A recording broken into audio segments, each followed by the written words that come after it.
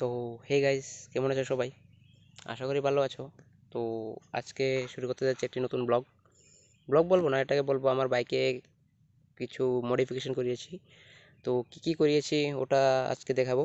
আর actually আমার bike কত এখন পর্যন্ত, কতদিন হয়েছে কেনার, বয় কেনার পর এখন পর্যন্ত কত কিলোমিটার চালানো হয়েছে, বাইকের বয়সই বা কত, সব কিছু বলবো আজকের এই ভিডিওতে। তো চলো বন্ধুরা, দেরি না করে শুরু করা যাক আজকের ভিডিও। তাহলে চলো বন্ধুরা, দেখে নেওয়া যাক আমার বাইক এখন পর্যন্ত কত কিলোমিটার রান করেছে। তো আমি চাবিটা করে দিলাম অন, দেখতেই পাচ্ছ। তো আমার বাইক এখন পর্যন্ত চলেছে 16,499 কিলোমিটার, ঠিক আছে। তো সার্ভিসিংয়ের কথা কি বলবো, সার্ভিসিং তো অনেকগুলোই করে নিয়েছি, সার্ভিসিং নিয়ে কোনো সমস্যা নেই। তো হয়েছে কি, কালকে আমি গিয়েছিলাম আগরতলায়, ঠিক আছে। তো ওখানে কিছু বাইকের মডিফিকেশন করিয়েছি। তো কি করিয়েছি সেটা তো তোমাদের দেখানো হয়নি, ভাবলাম এটার একটা ছোট নেওয়া যাক। তো চলো শুরু করি এক এক করে। প্রথমে তো লাগিয়েছি ফ্ল্যাশার, ঠিক আছে। ফ্ল্যাশারটা অ্যাবিলিটি বলে দিচ্ছি, এটাতে আছে টোটাল 32টা প্যাটার্ন।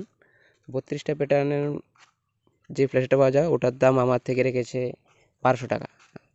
রেটটা আমার কাছে খুবই হাই মনে হয়েছে, কিন্তু ফ্ল্যাশারটা খুবই ভালো লেগেছিলো। ওটার যেই সিস্টেমগুলো আছে ওগুলো খুব ভালো লেগেছে, সেই জন্য আমি এটা নিয়েছি, নাহলে নিতাম না হলে। এখন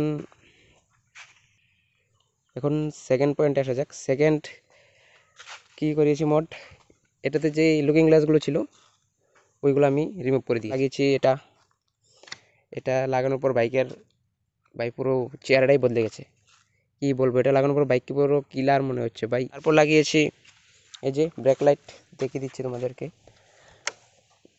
ব্রেক লাইটের এবিলিটি হচ্ছে কি, ব্রেক ধরলে এই লাইটগুলো জ্বলবে, দেখো এরকমভাবে জ্বলে কিছুটা। দুটো লাগিয়েছি দু সাইডে।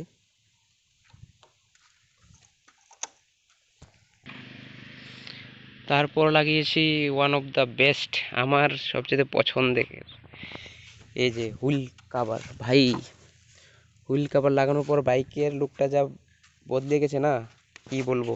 এখন তোমরা কমেন্টে বলবে হুইল কাভার লাগিয়েছি, এটা কেন রিমুভ করিনি, মাডগার্ডটা কেন রিমুভ করিনি। ভাই মাডগার্ডটা রিমুভ না করার একটাই কারণ আছে, সবাই যেন এখন বৃষ্টির সময়।